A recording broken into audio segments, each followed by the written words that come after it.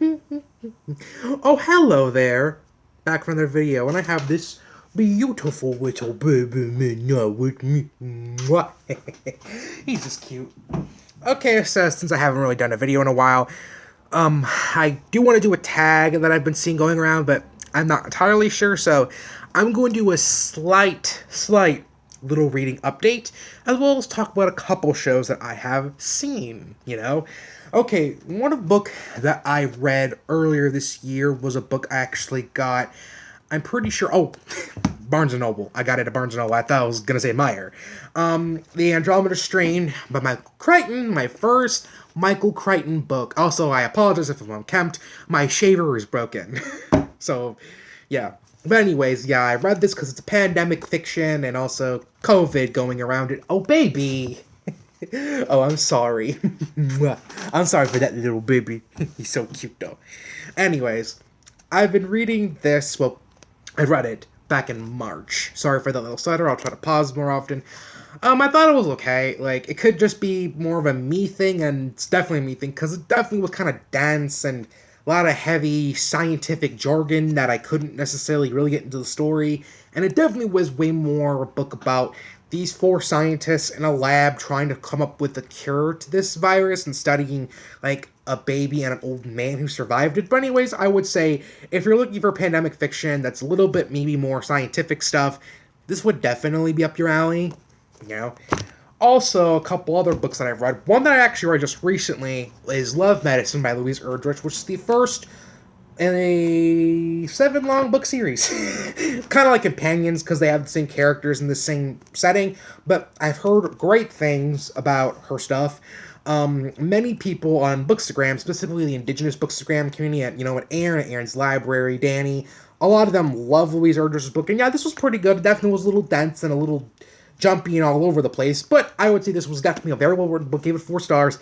I have the rest of the kind of book set in this world on my wish list, because my birthday is coming up. I'm going to be turning 20 years old. Yes.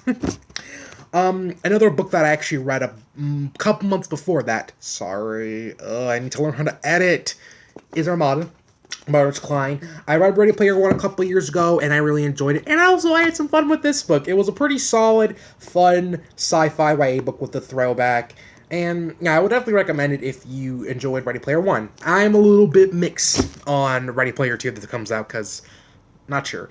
Another classic that I read is Lord of the Flies. Also a little dense, also gave this 3 stars, thought this was okay, but definitely is pretty cool reading a classic book that was published in, 1954, when my grandma was just a little kid, because she was born in 1946. And also, I read it back-to-back with Wild the Girls, which is kind of a retelling.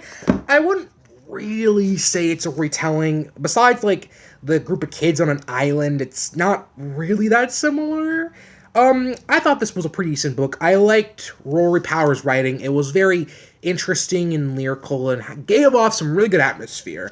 However, one thing I would disagree is that people say, the characters in this book are so morally gray. Personally, no, I disagree. Yes, there definitely is one character, not gonna spoil, who definitely is morally gray. But I didn't think that a lot of the characters were morally gray. Mostly, they just did average things that anyone would do in that situation. I've seen characters who have done way more fucked up shit than what the characters do in this book. So, I guess just things we've seen and read, because, yeah, I like characters who are way more fucked up. Kareem from Oz. Has anyone seen Oz? I watched it a while ago, and that was so fucking good. Oh, that show was so good. Loved it. Anyways, I'm not gonna fanboy over that long, but yeah, this is also pretty decent. We'll both see a sequel to this. 4 stars. Also, one book I'm currently reading is The Break by Katharina Vermette. It's about all these families. Some characters are related, some characters are not. Most of them, all of them, are Métis. The author's Métis. Basically, it's about a woman named Stella who witnesses an event happen. It's pretty early, and it's kind of obvious what it is. I pretty much kind of guessed what it was that Stella witnessed, and it's not surprising, but, I'll let you decide. But yeah, I would say this is also a pretty decent book. Katharina Vermette's a pretty good writer. She makes the characters' voices more distinct, and I gotta pause for... anyways, I had to let my dog in. Yeah, this is a pretty well-written book. The characters' voices are distinct enough. Yeah, I would say I'm kind of leaning on similar rating with Wild Girls. This 3.5 out of 5 stars. Yeah, that's what I'm leaning on. And also, I visited my grandma's recently, and my mom and I stopped at the Goodwill. Yes, we kept our masks on. Hashtag wear a mask.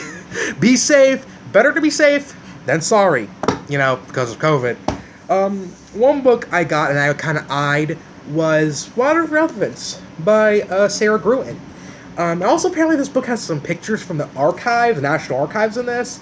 Wasn't expecting that. Also, funny thing, my grandma came across a not so safe for work picture in here, and she was like, you can't see, even though I'm gonna be 20 in like a matter of days. But anyways, I've heard quite a bit about this book. It's been turned to a movie. Of course, I'm intrigued. Another book that I haven't really seen talked on BookTube, I've only seen on Goodreads, and I might have added it to my TBR, maybe not, is Carter Finally Gets It by Brian Crawford. I just know it's a YA novel, contemporary, coming of age, about this boy named Carter, I think? Will Carter, I think? Yeah. It also has this, the thing on the back that says, warning, this book contains lewd humor, underage drinking, illicit fantasizing, and very bad decision making. Yeah, I'm also interested to read this book, and also it's part of a series, so hopefully eventually I will read this book, and probably the sequels, after I read The Stupid Bastards by Jeff Herbeck, I think? Yeah. Also, another book was more so just, it was a fuck it buy, to be completely honest. Gone Girl by Gillian Flynn. I kind of gonna postpone reading this because I want to read her 2 other books first. Oh, Lily! Sorry, that's my dog. She was just barking. She barks at anything that moves, I swear. Anyways, though, yeah, of course I'm gonna read it. I want to read as many books as I can. Also, for a couple shows. I did a little Instagram post about this recently, but I watched 2 South African Netflix originals. Sorry.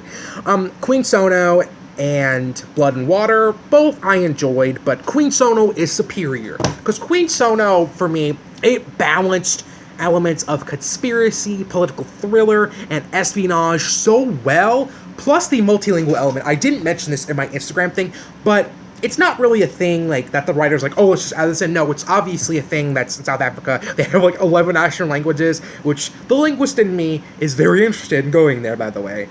But yeah, the multilingual element of it was really interesting to see how, like, they would casually switch, like, one line would be in English, but the next would be in Zulu, and the next would be in Pretoria, I think it's called. I might have to look that up again.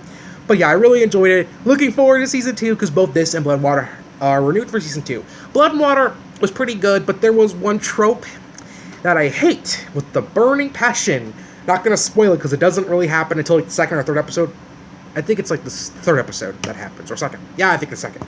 But I hated that they used that, and most of the drama in Season 1 of Blood and Water was caused by this trope, and I was so annoyed by it, and it wasn't fixed. Hopefully it'll get fixed next season, because those have been renewed for Season 2.